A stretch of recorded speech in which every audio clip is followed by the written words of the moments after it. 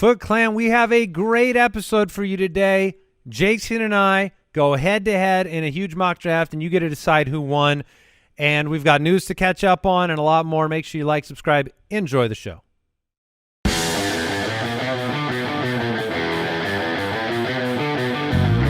Welcome to the Fantasy Footballers Podcast with your hosts, Andy Holloway, Jason Moore, and Mike Wright.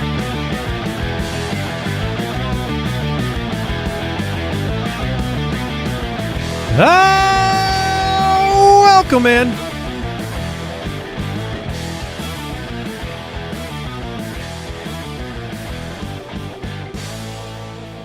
Tuesday, June 28th, the Fantasy Footballers. Jason Moore is here.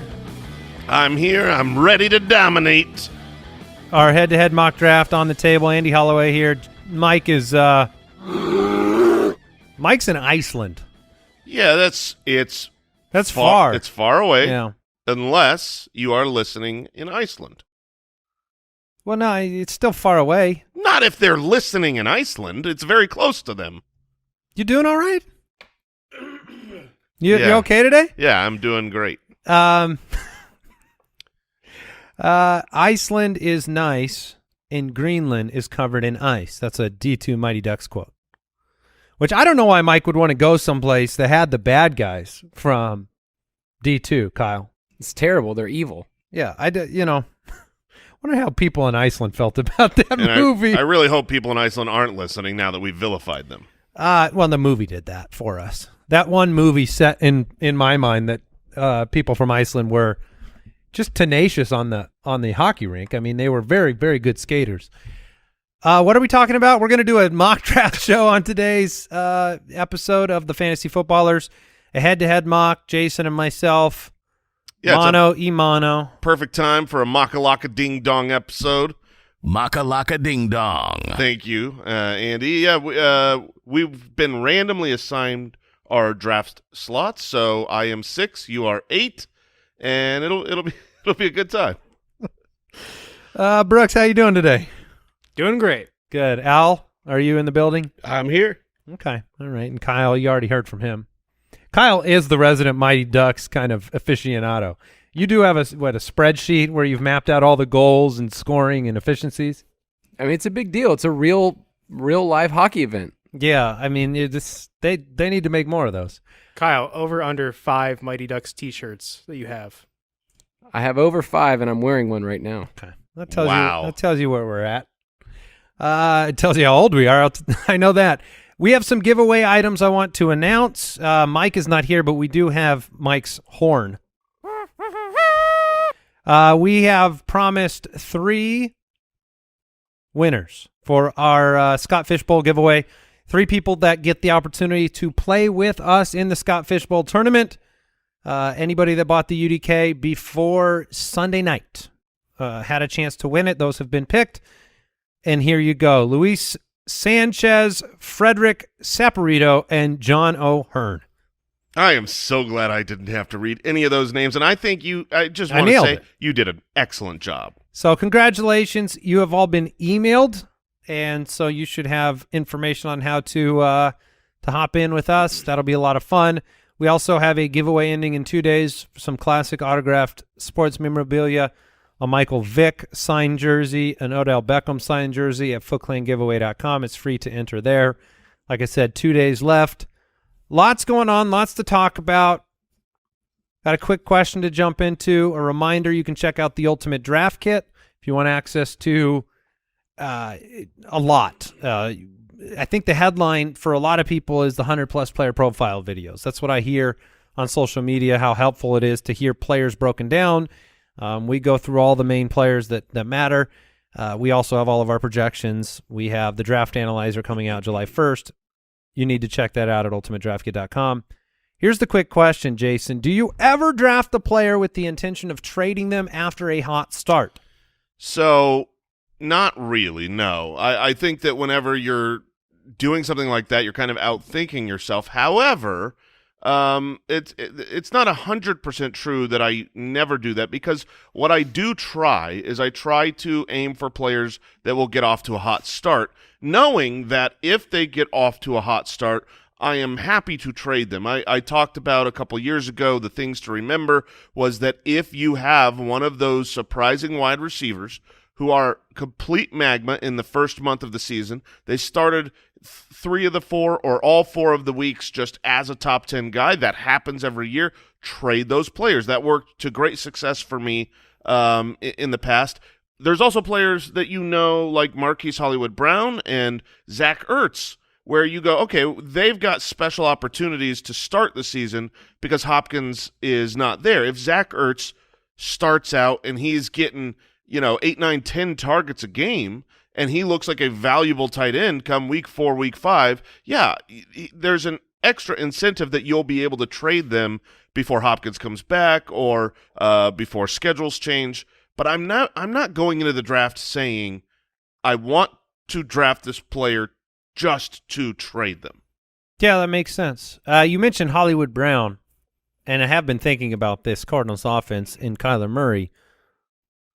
Would you put yourself in the camp where you are very excited about what Hollywood Brown will do? I was reading some of the PFF metrics on Kyler Murray recently. He was the #1 deep ball thrower, 20-plus yard throws with a 48.5% accuracy downfield. He went 35 for 71, 1,100 yards, 9 touchdowns on those throws. Something that wasn't there for Hollywood the last couple of years. Yeah, I mean, I have been a Hollywood truther since before he was in the NFL, loved his college film, touted him as a prospect. He was a my guy. And now I think the situation matches his skill set, going to a spread offense like he ran in Oklahoma with his college quarterback. Yeah, so I am very excited about Hollywood's prospect. That being said, you can't overdo it. I think people don't realize how many targets he already had last year as a Baltimore Raven, and people think, now that he's in a higher passing volume offense, he's going to go to the moon. And I do think the downfield targets will be more valuable coming from Kyler than they were from Lamar Jackson, but the total targets, it would be very surprising to me if they go far north. Do you understand how emotionally difficult it is to trade a player after a hot start? Oh, I do. That's why. Because it's like a stock or something. You can't. How do you know the day that it's going to drop off? And if you make the trade and then it continues, and I mean, Cooper Kupp is a good example, right? Was the name I was going to bring up because over the last couple of years, I've looked at this first month of the wide receiver that starts super hot. Usually you can trade them to great success. He would be the perfect example of someone that you failed. If you traded him after week 4, the good news is you probably got a haul, and hopefully what you got back was good and good for the rest of the season. But obviously, if you traded him, you lost because he was historically awesome. But we're looking for probability wins here, where the majority of the time you're going to win. And if a wide receiver, because all wide receivers are inconsistent, has a strong opening month, then that's probably going to be the best value point for them on the course of the season. News and notes from around the league. Another summer is here. Another Gronk retirement announcement. So Gronk's retiring. He did it again. He's retired again. And of course, his agent came out and said, well, I haven't talked to Gronk, but I'm sure if Brady calls him in the season, he might answer that call. Like, the agent very much wants him to play football and get paid more. If there was ever a player in which the retirement manipulation was a real thing, like Gronk, the famous story where they were going to trade him to the Lions, and he just said, oh, no, I'm going to retire, and then they didn't trade him. But for right now, there's going to be a reaction, and the reaction is going to be bent towards Cameron Brate, who's on the roster as the tight end 1, and then Cade Otton, the draft pick, who has an opportunity to earn a role. The reality for this offense is that Chris Godwin may not be back until later in the season, and So 2 tight end sets are a possibility for this offense. You know, Russell Gage, Mike Evans, Cameron Brate, and somebody else on the field. Very possible. Will Cameron Brate be somebody that's overdrafted? I mean, I tend to think he has an athletic ceiling that we've seen, and so therefore the statistical production may be kind of, you know. He might get an extra touchdown or two, his role being more necessary to the offense. But, no, I mean, I statted the Tampa Bay We've Buccaneers. seen him without Gronk many times. Yeah, I statted him the entire Tampa Bay Buccaneers without Gronkowski, and he was still behind that wide receiver 22 number. So I'm 7 catches in 5 games without Gronk last year. So I think they are looking for somebody else. yeah, and that somebody else to start the season is probably Russell Gage.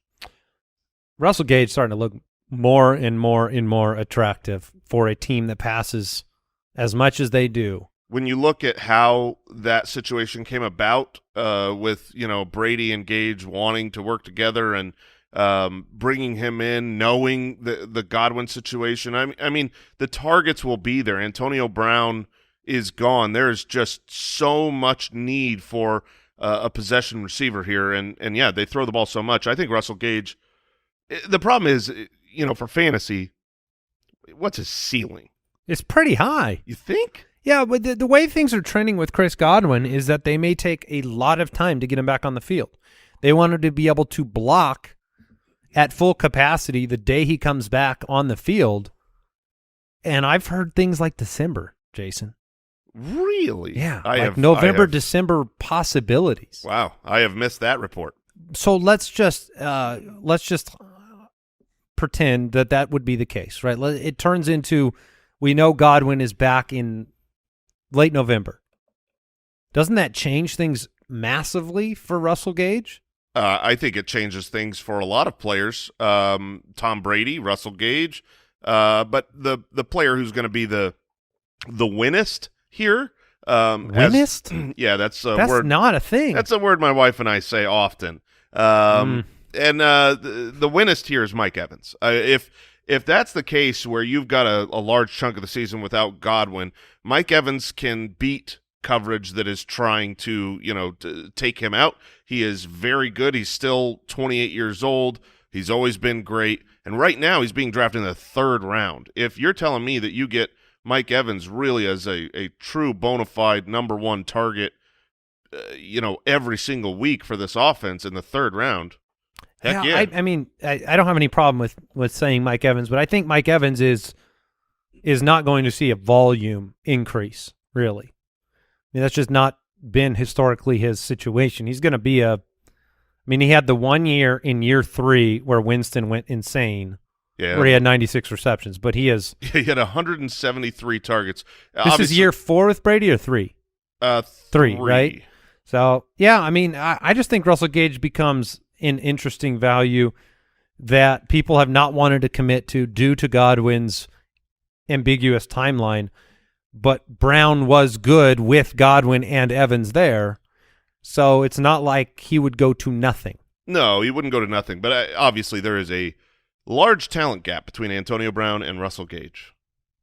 Antonio Brown being the more talented, if there was any question there. The Wall Street Journal's Andrew Beaton reports that the NFL will be pushing for an indefinite suspension that would last no shorter than 1 year for Deshaun Watson, who has settled 20 of his 24 cases last I had checked. Yeah, that case will be heard today and possibly tomorrow. And then after that, we don't know whether the judge will ask for more information or whether she will basically hand out her ruling, and then both sides can go and bemoan the ruling. The NFL side is asking for an indefinite, or at least rumored allegedly to be asking for indefinite, no shorter than a year. The Deshaun Watson side is arguing for nothing and that he did not violate the code of conduct. And so and there's the NFLPA that's involved. So right.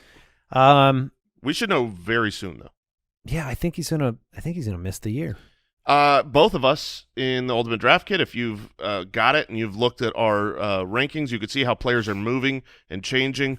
Both of us have changed our Deshaun Watson games played this year to 0. And it'll be the Jacoby Brissett show, if that's the case, in Cleveland, which has ramifications for Amari Cooper, Donovan Peoples-Jones, David Bell, Nick Chubb. Kareem Hunt, everybody. It's not good for the majority of the offense. Alvin Kamara. It has been reported from Pro Football Talk, Mike Florio saying that he is bracing Alvin Kamara for a suspension of at least 6 games.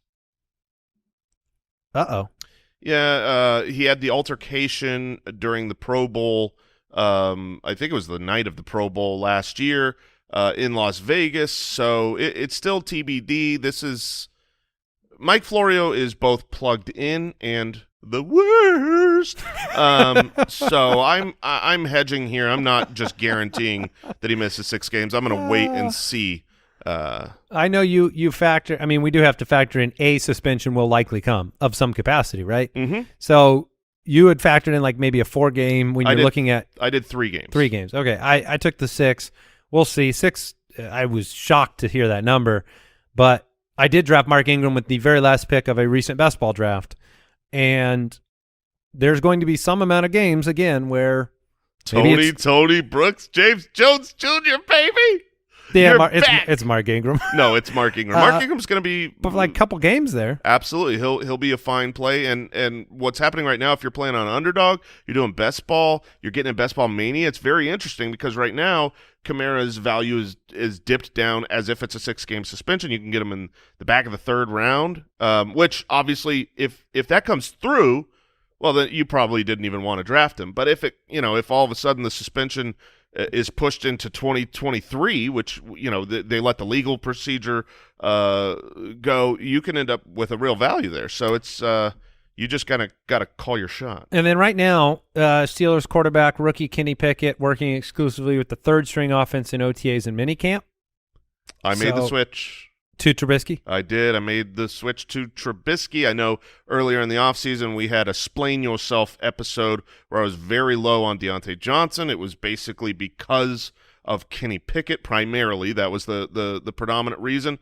I have changed it. I'm sure people still think I'm too low on Deontay Johnson, but I think he was my wide receiver 22 or so after the Trubisky switchover. Which I think he finished right on the edge of the wide receiver one category last year. Correct. Okay. All right. I think that is it for the news. Let's take a quick break and we'll jump into the mock.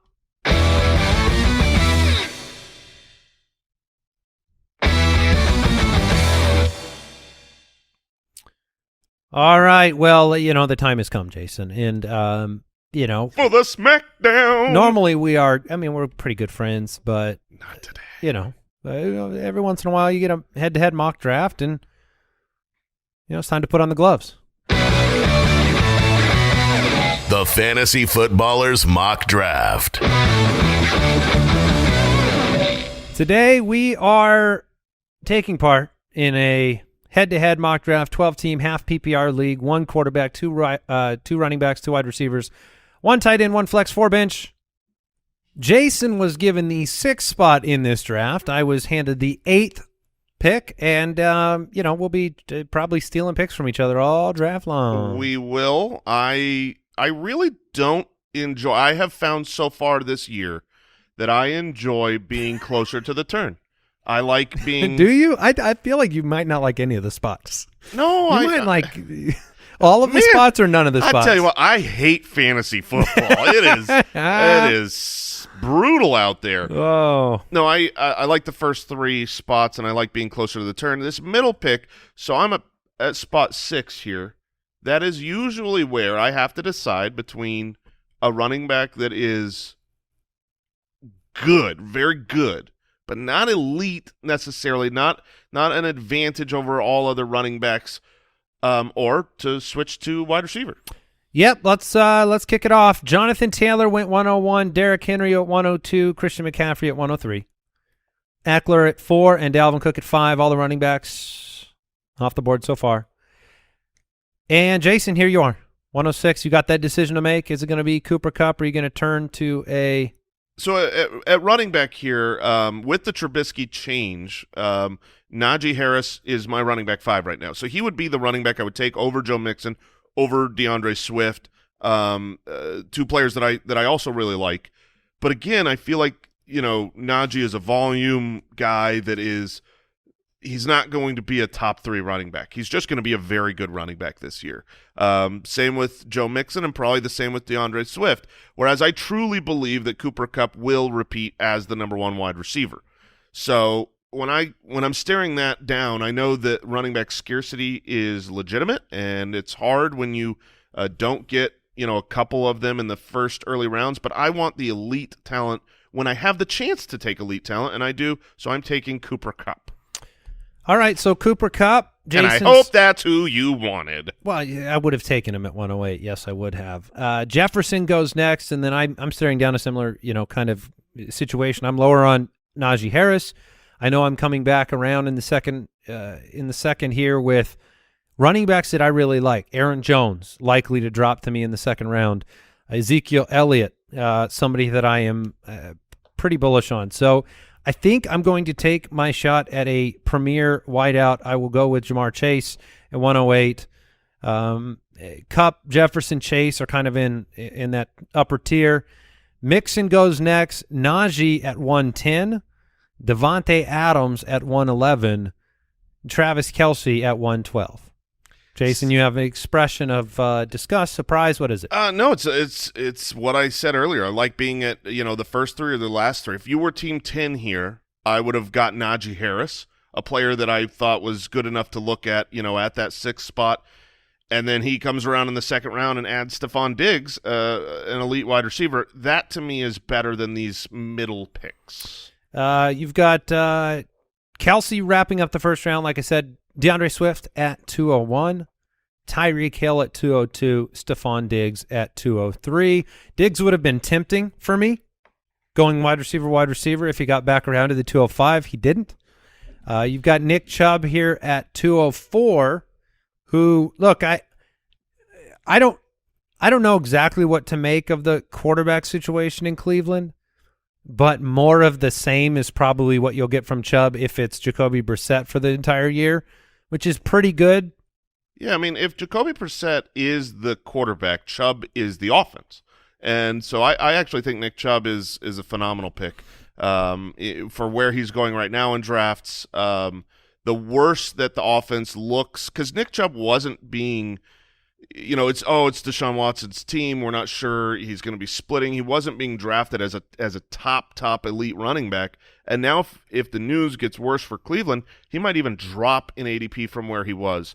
This is actually decently high for where I've seen him going, but I do think he has a very good fantasy season. And Ezekiel Elliott is still on the board. Yeah, you're trying to talk me into Zeke here. Just letting you know. What's difficult is this is that Alvin Kamara discussion we just had. I mean, Kamara, normally these players, that first round, you're seeing them go a pick later because Kamara's in the mix for that first, 8 or 9 picks. And now it's a gamble. It's a bet on how many games he's going to miss and what that means. If it's 3 games, like Jason said, look, he's a valuable pick here at 205. If it's a 3-game, would you agree with that he's a valuable pick? Yeah, I know you're trying to manipulate me in the draft. It is really tough because I want the Foot Clan to get good information, but I really want to ruin your team as much as I can. That is just the competitor in me. Yeah. But no, I think if it turns out to be a 3-game suspension, if you knew it's 3 games or fewer, then this is a great spot for him in the second round. I would take that for sure. I would. The issue here is there's obviously Florio is reporting that they're bracing for a 6-game, and if it's a 6-game suspension, then that's not a good spot in the second round. I know it's tough. And then Mark Andrews is also sitting here as a possibility. I think I'm going to go with the running back I feel most comfortable with at this spot, which is it's not Alvin Kamara with the potential for a 6-game suspension. It's not Javonte with the committee right now, but it's Aaron Jones. So I think you son of a gun! Biggest, that's wonderful news. The biggest beneficiary of the target absence, Devontae Adams being gone. I quit. Jamar Chase and Aaron. So of all the manipulation, I didn't know who you wanted me to take. I took the guy you wanted. What's funny is I had looked at this earlier when I knew I was at the 6th spot and decided I was going to go Kupp because I didn't want that running back. And I thought in the second round, Aaron Jones will make it to me. Right. and he would have. Yeah. Except you love Aaron Jones. I do. And you're a rapscallion. That's right. And when you said it earlier, when you were just describing. I was just going through a few options. When you were on your first pick, about to take Jamar Chase, and you said, "Oh, there's running backs. I'll get the second." And the first name you said was Aaron Jones. Oh, I'm sure I made a look on accident because I was like, "No, that was my plan. I wanted Aaron Jones in the second." Well, I have Jamar Chase in the first, Aaron Jones in the second. But here's the gift that I gave you, Jason. I convinced Team 7, the team right after me, to go with a quarterback in the second round. So Josh Allen off the board at 206 after my Aaron Jones pick. You have Cooper Kupp in the first, and you're on the clock in the second round with a decision to make. Yeah, it is. Is this tough. the Alvin Kamara?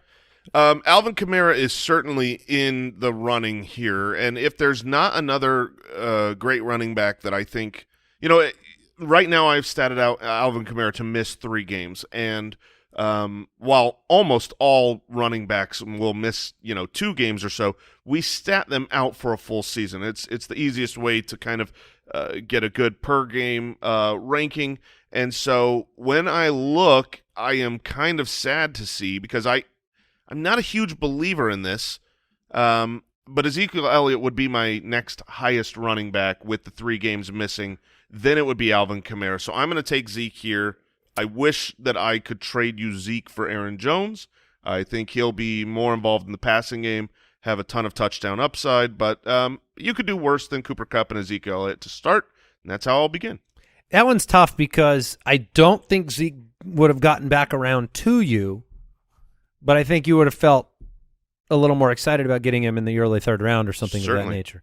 Mark Andrews goes next, so that temptation. I wasn't sure if he'd be a temptation for you there. I would have gotten into that. But. I love Mark Andrews at that spot. The 207, I will draft Mark Andrews almost every time that I took a running back to start. But if I'm going to go wide receiver in the beginning and then no second round running back, I feel almost pot committed to change to a 0 RB, and I don't like doing that in most of these formats. Well, after your Zeke pick went Andrews, Lamb, and then Alvin Kamara finally found his home at 210, which means that Team 3 ended up with McCaffrey and Kamara. So it's dangerous. I mean, that is they might have no running backs. Yeah, exactly. And then Saquon goes next, Javonte at 212. Let's talk Saquon for a second. Okay. Have you seen the photographs? Have you seen? No. You have not seen them. Are they his quadriceps? No. It's full shirtless, hulking man right now, and see, it's the legs I need to see. Yeah, I want to know the legs are legs okay. are looking good in that picture, man. Saquon is so. I think I found the picture. Yeah, you'll know when you see it. Reminiscent of those DK Metcalf pictures from long ago. He looks in great shape, and the headline of this article on Saquon with this picture says, "Saquon trains to dominate the NFL." Okay, so he's the one. He's the guy that's set your sights on domination. But he is interesting to me because I have complete blinders on Saquon. I called him as a bust a couple years ago, and then doubled down last year, and I got the blinders on. I haven't seen anything. It's kind of like confirmation bias. Where I haven't seen him good on the field, but at the same time, there's opportunity. He's still very young. He's coming off of an injury, now fully recovered a year in addition. The opportunity, the depth chart is great. He is someone that I feel like I could be making a mistake on. I haven't drafted him anywhere on any best ball league, on any mock draft. I don't even consider him, and I feel like that could be a massive mistake. Like he has the opportunity here to still dominate this year. It's just a matter of if he's healthy. Yeah, I mean, there are a category of players like a Leonard Fournette who it's not likely they're going to surprise you at this spot in the draft where they go, but Saquon is in a category where he could surprise you. He could come out and with Brian Daboll's offense and things retooled in the passing game, like he could be somebody that we look at and say, why did he fall to the end of the second round? Javonte, Debo, Kyle Pitts at 302. Man, I have not taken Kyle Pitts or thought about taking Kyle Pitts in any mock drafts anywhere. He is constantly the third tight end off the board. He is being drafted for the hopeful breakout. I do think it'll be difficult with Mariota, but the talent and skill is clearly there. Mike Evans there at 303. Leonard Fournette, his teammate at 304, and then Justin Herbert off the board. Jason, you are back on the clock. This is an easy pick for me because when you're in the middle of the third round, there are two running backs that I think are just completely mispriced. One is Leonard Fournette, who was just drafted. The other is James Conner. I think both of these guys, I just love them in the third round. They have been very valuable for fantasy. They are on great offensive rosters. The touchdown upside for both guys is great. They don't even have to be that efficient because they are so clearly the lead dog. So I will take James Conner to go with Zeke and Cooper Kupp. I'm off to just such a better start than you. What's frustrating is in my head, when I saw that, one of us was on the clock, in my head it was me. Oh. So I was already going through the motions of who I was going to pick. I had seen James Conner's name on the board there. But the only name that I was toying with other than James Conner was David Montgomery, a player that I'm a little bit higher on than the rest of the group here. So I will make that running back choice here and go with David Montgomery. It is never going to be a sexy pick to take David Montgomery. That's true. But the volume and his production over time and how much he is the center of this offense, I do have confidence that he is a stabilizer for your team. It's really interesting that we've gone back and forth with kind of taking the running back ahead of each other in each of those rounds, because when I look at them together, like a trade, would you rather have Ezekiel Elliott and James Conner or Aaron Jones and David Montgomery? I think it's super close. I actually would, I think, lean my side. I'm much more bullish on James Conner. I love a long story that ends with you just saying you like your picks. Yeah, those are thank my you. favorite stories. I have so many stories to tell you. All right, we are going to continue. A.J. Brown went next. Patrick Mahomes off the board. Kittle off the board. Cam Akers, the explosive and yet fearful selection of Cam Akers at the end of the third round. I mean, that's a good spot for him. You have a lot of upside there. Terry McLaurin, Deontay Johnson. Darn, Jason, you didn't get your chance to take him. Keenan Allen and DK Metcalf. So a run of 5 wide receivers over that next 8 picks after I took Montgomery. I am sitting here really not – I'm not going to go T. Higgins Yes, here. I know. I'm looking at the board, and I'm loving this because T. Higgins is the right pick, except you have Jamar Chase. Yeah, and I have Team 7, make a mistake. I have some picks, and I can't disclose them because you get 2 selections before it comes back to me. But I have a wide receiver 2 that I am pining for. In fact, I'm going to write it down on my little board here. Okay, and then show me. And then show you when it comes back around to me, and we'll see if he makes it back. So I'm going to go the running back route again. There's a name out here that I think is actually going to have a stranglehold on the starting job for the majority of the season, and it's Elijah Mitchell. So I'm going to take Elijah Mitchell at 405, a place where, look, it's if Elijah Mitchell's the starter, he's worth way more than the 405.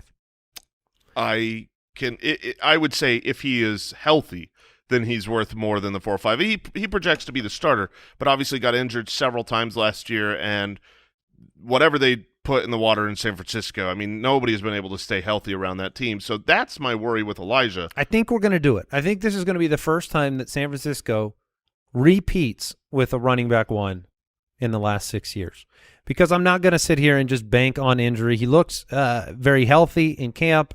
He has a stranglehold, according to beat reporters, on that job. So I'm going to bank on that right now to start this draft, going Jones, Montgomery, Mitchell, running back.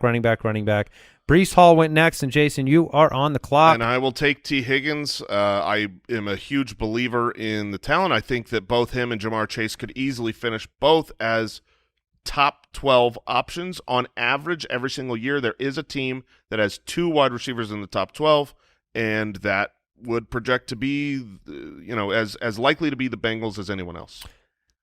And the, big pick round difference between Jamar Chase first round, T. Higgins in the 4th. DJ Moore goes next. Waller, Lamar Jackson, Waddle, Dobbins, Amari Cooper, Etienne, Godwin in the 5th.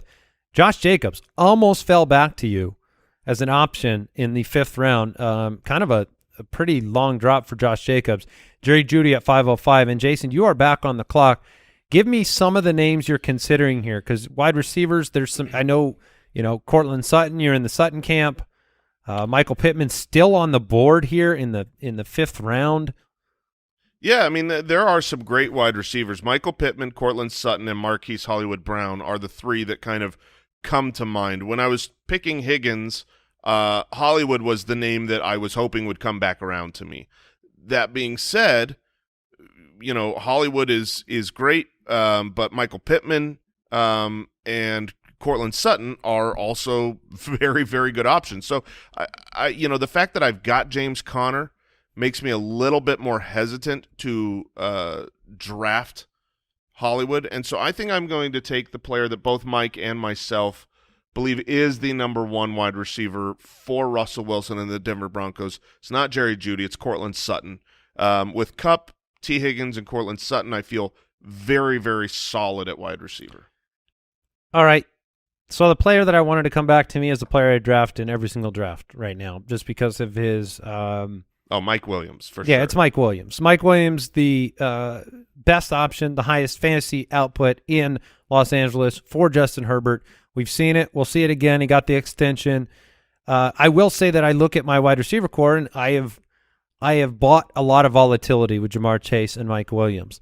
I'm going to have some weeks where I'm not going to be beatable because of those two players, but I'll be looking to stabilize the wide receiver room with a more consistent body later on.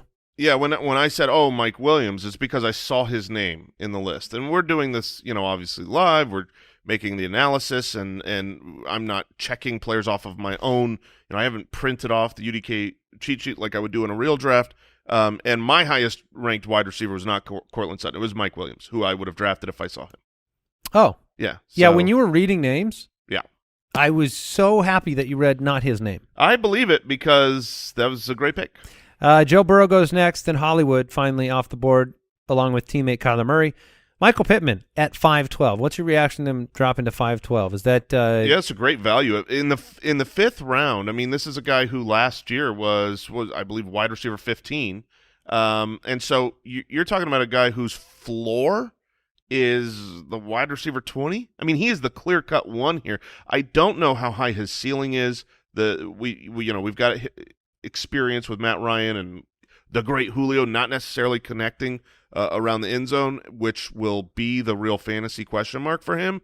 But I think that's a great value there. It was really tough for me between Cortland Sutton and him. All right, I have some wide receivers I love that are on the board here, but I'm not going to take one. I'm going to go with what I consider to be a tier break at the running back position. Oh, going fourth running back. I am. I'm going to go with Miles Sanders here in the 6th round, the 5th pick of the 6th round. Beyond Miles Sanders are a bunch of names that I think are more ambiguous, the Chase Edmonds of the world. You got Rashad Penny and Ken Walker mixed in there. It shocks me that Ken Walker is somehow being drafted ahead of Rashad Penny. That makes no sense whatsoever.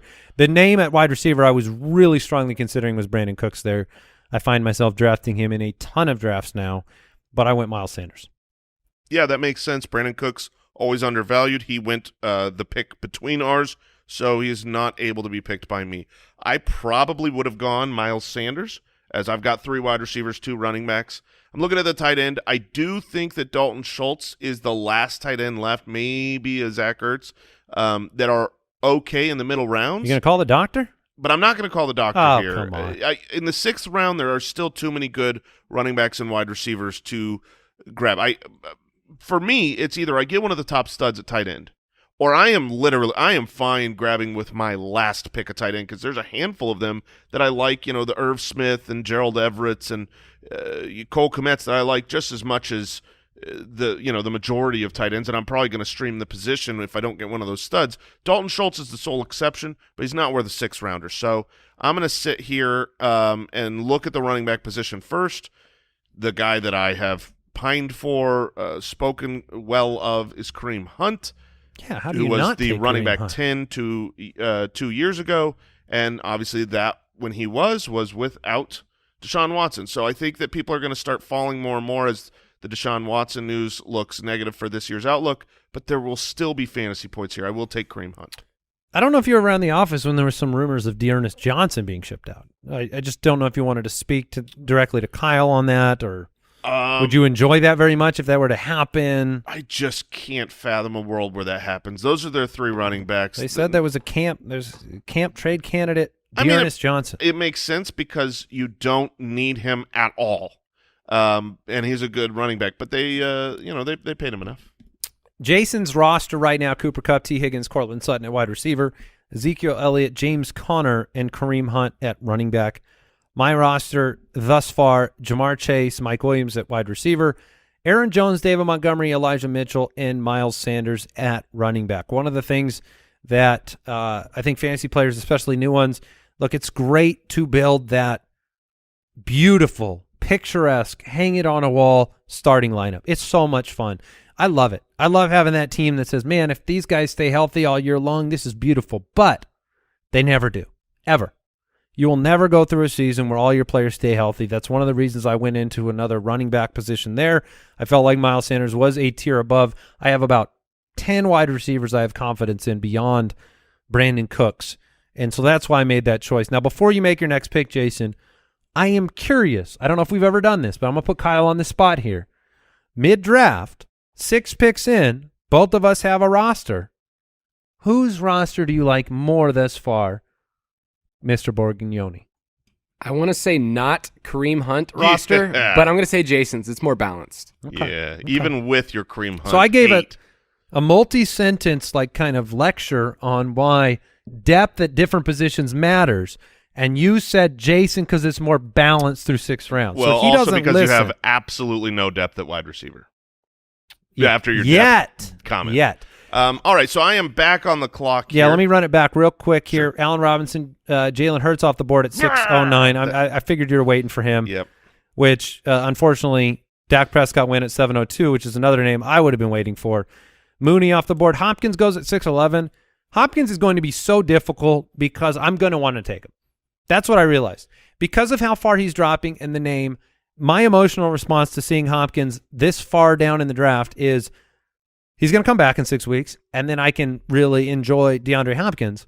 But that is a long time in fantasy football. Yeah, if this is a best ball league where you get all 17 weeks, so not like the best ball mania tournament where there is still playoffs and you get all 17 weeks, then I like Hopkins and you don't have to worry about a bench spot being taken up. But in a normal redraft league, Hopkins needs to be like 9th or 10th round for me to take him, and I still kind of don't want – I just don't want to have a clog on my roster for that long. That's half the season when it comes to making really the playoffs. It's hard.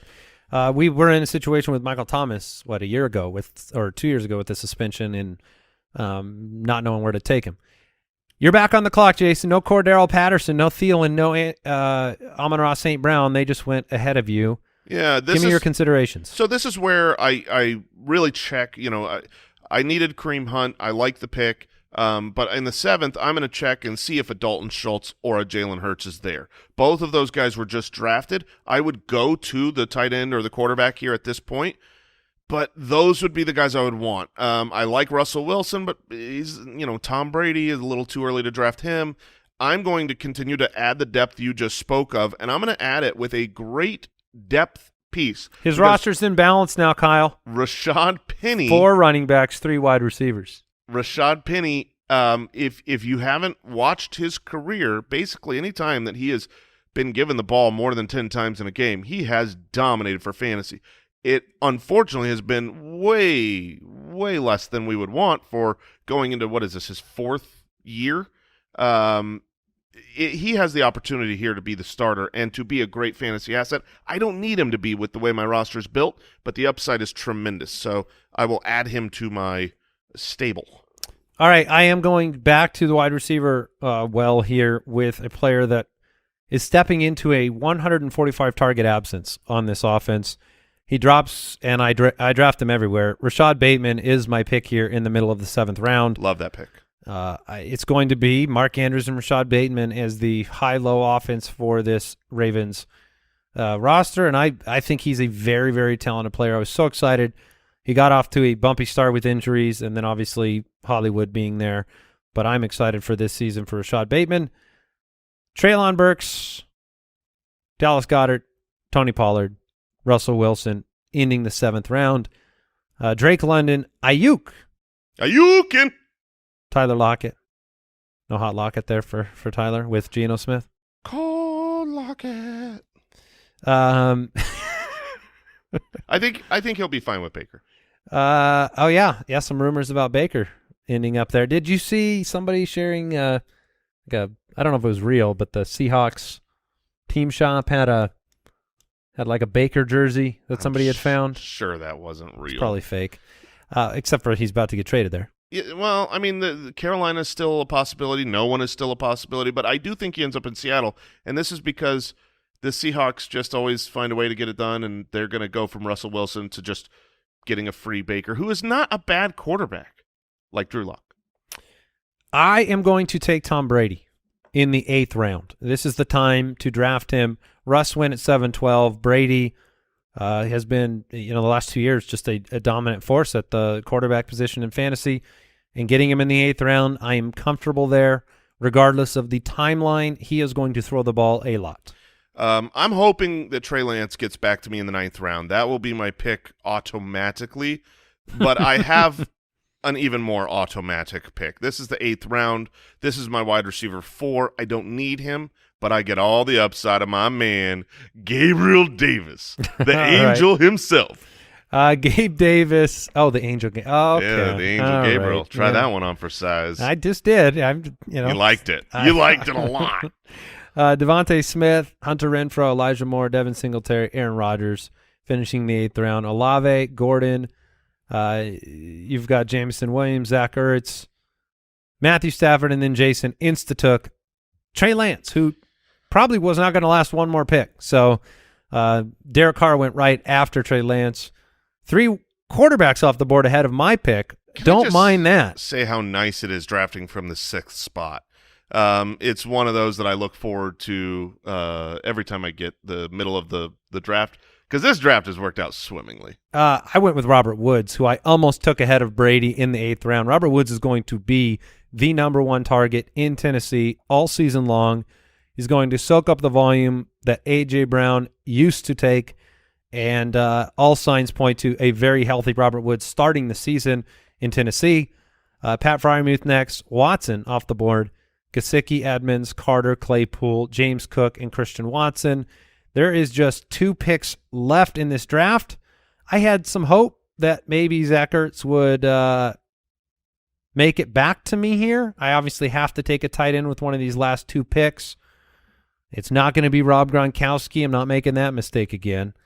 Looking at some options at wide receiver, you have the kind of question mark of Kadarius Toney, Alan Lazard in the offense for. See, this is why I like the Miles Sanders pick, is because I don't feel obligated to take a less than running back over the last 3 rounds just to check the depth box and draft a Ramondre Stevenson, who will, maybe Stevenson has a role this year that matters if injury happens, but I would have felt much more stuck.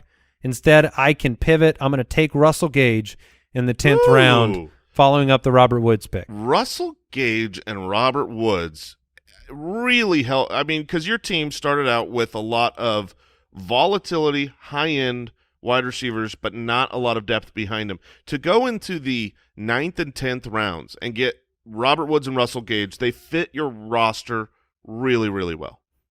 And James I don't like complimenting. No, I know, and I'm sure that hurt. Yeah, it might be thrown up. James Robinson at 10:06. Jason, you have 2 picks left. You do need a tight end, and then you've got a flexible spot. Usually I will wait for the very last round for my tight end, as I've said, because there's guys like Irv Smith that I like, Gerald Everett that I like, that you can usually get with that last pick. But there is a tight end that I have been rising on recently. I actually think that he will finish as a tight end 1. I have him statted there, and I'm becoming a believer in Hunter Henry because I'm a Mac Jones truther. We talked about this at lunch today. Big Mac. I think he's a really good quarterback. He obviously had a nice end zone, coordination with Hunter Henry. Last I've never year. heard it called that before. No, that's coordinated. Yeah, they coordinated a lot. Like a color coordination, going to a wedding or something? Or? Yeah, it's like, what are you wearing? Where are you going to be standing? And then he's like, I was going to throw it to that spot. So they coordinate that a lot. But I do think Mac Jones, not worried about Devontae Parker coming in and ruining some of that coordination. What if he shows up in the same suit? I think that Devontae Parker is excellent for The Patriots, will he take a touchdown away? Sure, he very well might. But I think Mac Jones takes a level up this year. The camp early buzz around him has been that he's just been awesome.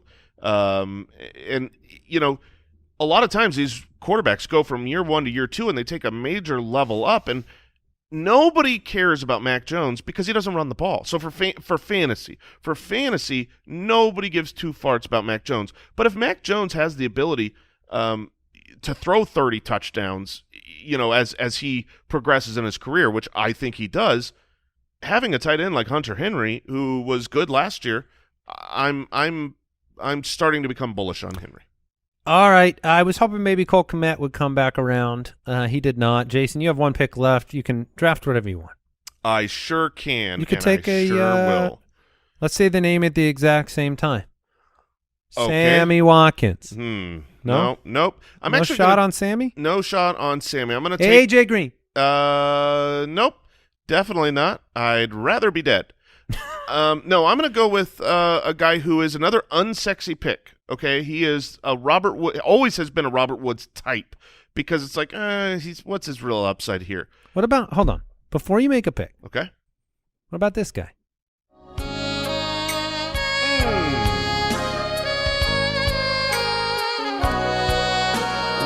You're talking about the saxophone player Kenny G, but the reality is that's not how he sounds anymore. Can I get the real Kenny G drop? Let me see if I can pull that up. Yeah.